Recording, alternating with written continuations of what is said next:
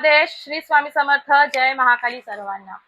म्हणजे बघा, तुम्ही जर एखाद्या व्यक्तीला पैसे उसने दिलेले आहेत आणि ती व्यक्ती तुम्हाला ते पैसे, तुमचेच पैसे आहेत परंतु ती परत देण्यासाठी नकार देते किंवा तुमचे फोन उचलत नाही, तुमचे फोन ब्लॉक वगैरे केलेले असतील, तर अशा वेळेस हताश निराश अजिबात होऊ नका. तुम्हाला एक छान सुंदर असा उपाय मी सांगणार आहे. हा उपाय तुम्हाला प्रत्येक गुरुवारी करायचा आहे.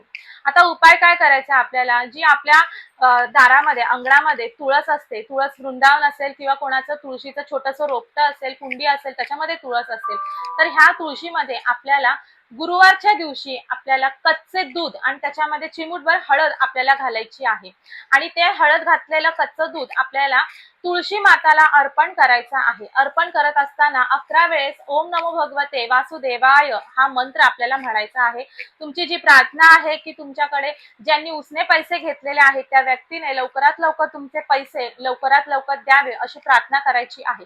मनामध्ये फक्त नीट चांगलाच भाव ठेवायचा आहे. असा भाव अजिबात ठेवू नये की त्या माणसाला काहीही होऊ दे आणि त्याच्याकडे कुठल्याही दुष्कर्म करून त्याच्याकडे पैसे येऊत, असं आपल्याला काहीही मनामध्ये ठेवायचं नाही. फक्त जे काही आहे ते सात्विक भाव ठेवून हा उपाय करा.